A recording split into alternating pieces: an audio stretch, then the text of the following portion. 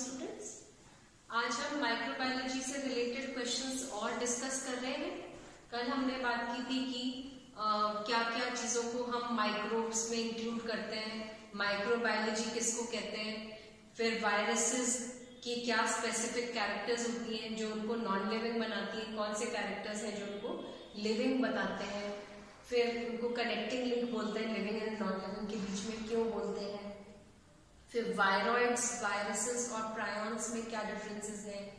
फिर उसके अलावा हमने ये बात की कि साइनोबैक्टीरिया के बेसिक कैरेक्टर्स क्या होते हैं जो बैक्टीरिया से मिलते जुलते हैं या जो बैक्टीरिया से अलग हैं।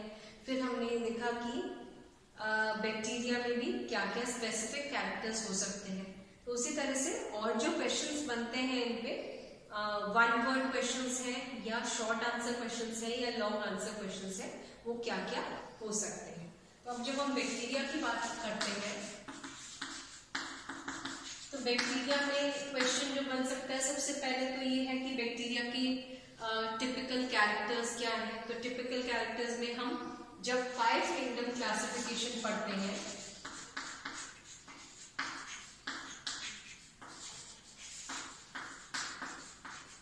तब इसको हम अलग से किंगडम मोनेरा में रखते हैं।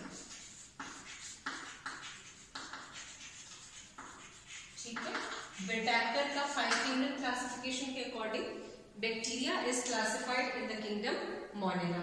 फिर बैक्टीरिया के क्या टिपिकल स्ट्रक्चर होता है। तो क्वेश्चन आ सकता है आपका, इलैबोरेट क्वेश्चन में आ सकता है कि आप टिपिकल बैक्टीरियल स्ट्रक्चर को डिस्क्राइब करें। तो आप बैक्टीरियल सेल बनाएंगे, उसमें कुछ बैक्टीरिया में एक शीट प्रेजेंट हो सकता है, कुछ में नहीं होता।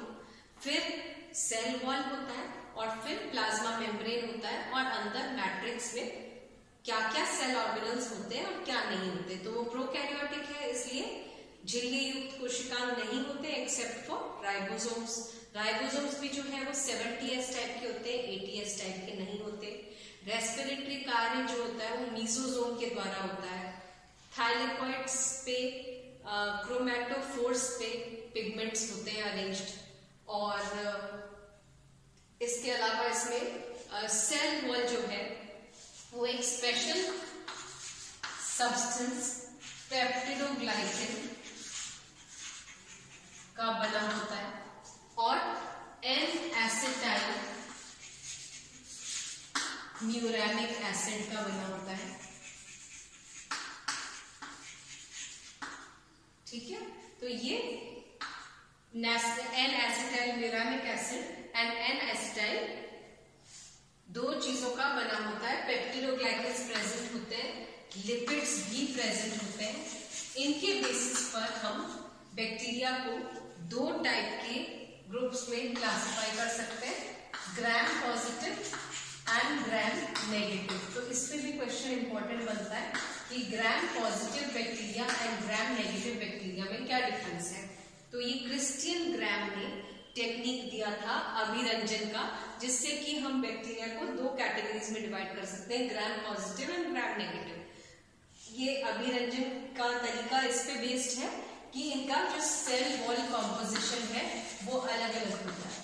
तो जिसमें पेप्टिडोग्लाइकेन्स ज्यादा होते हैं परसेंटेज में वो ग्राम पॉजिटिव होते हैं, और जो जिनमें पेप्टिडोग्लाइकेन्स की परसेंटेज बहुत कम होती है और लिपिड्स की परसेंटेज ज्यादा होती है वो ग्राम नेगेटिव होते हैं। ये हम सब पढ़ चुके हैं। तो इस पे जो क्वेश्चंस बन सकते हैं वो सबसे पहले कि बैक्टीरियल स्टेनिंग को किसने डिस्कवर किया था। तो हम क्रिस्टियन ग्राम करेंगे, कौन से ईयर में किया था, 1886 में किया था। फिर उसके बाद उसका आधार क्या है ग्राम स्टेनिंग का, वो है सेल वॉल कॉम्पोजिशन। ये हो गया आपका तीसरा क्वेश्चन। फिर उसके बाद हम कहते हैं कि ग्राम पॉजिटिव बैक्टीरिया में सेल वॉल कॉम्पोजिशन को डिस्क्राइब करो, ग्राम नेगेटिव में भी सेल वॉल कॉम्पोजिशन को आप डिस्क्राइब करो। तो ये आपका, और फिर एक आ सकता है मेथड ऑफ ग्राम स्टेनिंग। तो मेथड ऑफ ग्राम स्टेनिंग में जो चारों स्टेन यूज करते हैं, सबसे पहले क्रिस्टल वायलेट यूज करते हैं, फिर ग्राम्स आयोडीन यूज करते हैं, फिर ग्राम्स अल्कोहल से उसको डीकलराइज करते हैं, और फिर काउंटर स्टेन ग्राम सैफरन यूज करते हैं। तो प्राइमरी स्टेन तो ग्राम्स क्रिस्टल वायलेट है और काउंटर स्टेन ग्राम्स सैफरन है।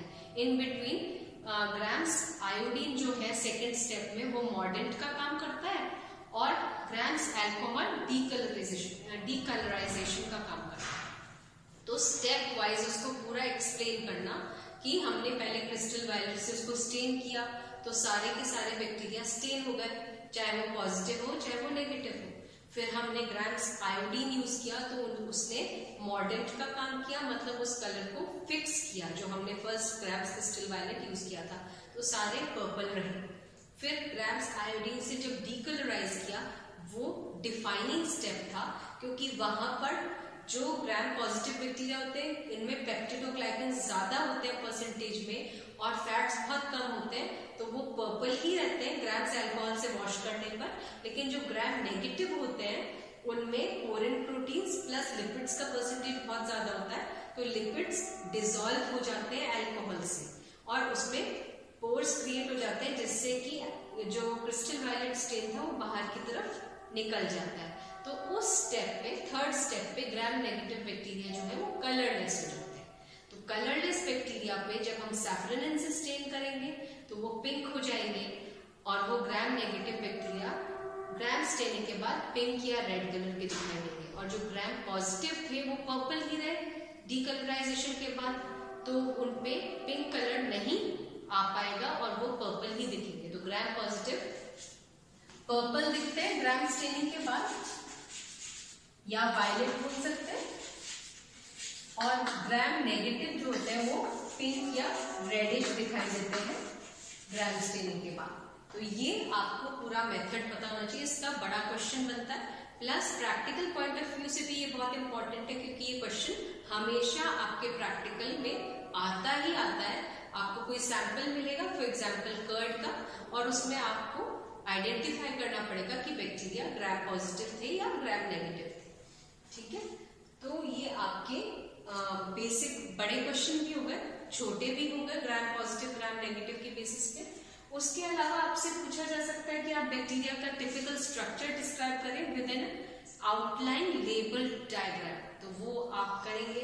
आपको ध्यान होगा जब मैंने आपको एक्सप्लेन किया था कि बैक्टीरिया के एक कैप्सूल या स्लाइम लेयर होता है, फिर सेल वॉल होता है, फिर प्लाज्मा मेम्ब्रेन होता है, और वो जो प्लाज्मा मेम्ब्रेन है, अच्छा इसमें मोटाइल बैक्टीरिया में फ्लैजेलम भी प्रेजेंट होता है, और फिर सेल वॉल के इनफोल्डिंग या इनवैजिनेशन से जो स्ट्रक्चर बनते हैं वो वहां पर रेस्पिरेशन होता है, इनफोल्डिंग से वो मीजोजोम कहलाता है। उसके अलावा थाइलेकॉइड लैमेली हो सकते हैं फोटोसिंथेटिक, वो भी प्लाज्मा मेम्ब्रेन के ही इनवैजिनेशन है, जिन पर क्रोमैटोफोर्स अरेंज होते हैं। फिर डीएनए जो है वो एक जगह इकट्ठा पड़ा रहता है, उसको हम न्यूक्लियोइड या इंसिपिएंट न्यूक्लियस या जीनोफोर बोलते हैं। 70s राइबोसोम हो सकते हैं, तो ये एक प्रोकैरियोटिक स्ट्रक्चर होता है। इसके अलावा आपको पता होना चाहिए इंसिपिएंट न्यूक्लियस, न्यूक्लियोइड या जीनोफोर एक ही बात है, तो उसका डेफिनेशन क्या है? ये आभासी केंद्रक है, ये ट्रू केंद्रक नहीं है। मतलब ये इसके बाहर ना तो न्यूक्लियर मेम्ब्रेन है डबल मेम्ब्रेन, ना ही इसके अंदर हिस्टोन प्रोटीन्स है, ना इसके अंदर केंद्रिका या न्यूक्लियोलस है, बस क्रोमैटिन मटेरियल एक जगह इकट्ठा पड़ा रहता है। फिर 70s टाइप ऑफ राइबोसोम्स है। फ्लैजेला के बेसिस के ऊपर बैक्टीरिया को हम क्लासिफाई कर सकते हैं कि ये अगर फ्लैजेला एब्सेंट है तो हम कहते हैं ए ट्राइकस। तो ये क्वेश्चन भी बनता है आपका शॉर्ट आंसर क्वेश्चन कि on the basis of types of flagella identify the classify the bacteria. तो बैक्टीरिया को हम वर्गीकृत कर सकते हैं इस आधार पर कि उनमें फ्लैजेला है या नहीं है, और अगर है तो किस प्रकार से उनका अरेंजमेंट है। अगर फ्लैजेला पूरी तरह से अनुपस्थित है तो ए ट्राइकस, अगर फ्लैजेला एक उपस्थित है तो मोनोट्राइकस।